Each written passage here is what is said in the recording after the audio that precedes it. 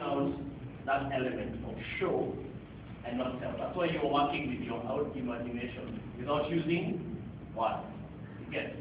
Because we tend to overdo, we tend to go all over without being vivid or clear.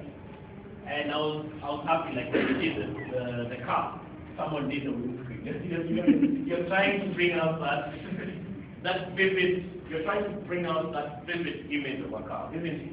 You got the car, you're someone with a steering wheel. It's the idea that you're supposed to always, constantly, at all times, show. Okay? If it's a tree, you show us those.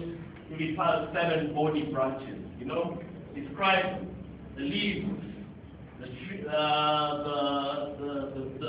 fruit, the roots, the extensive root cover, the texture of the bark.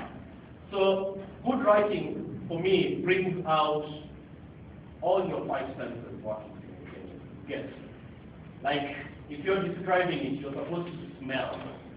If it's that bluebell or oak, you can get that smell, isn't it? At the same time, you can feel the texture of the bark. It's hard to move. You can taste the fruit. You can see the leaves, the canopy. You can hear the rustling of the leaves swaying in the wind. Sorry?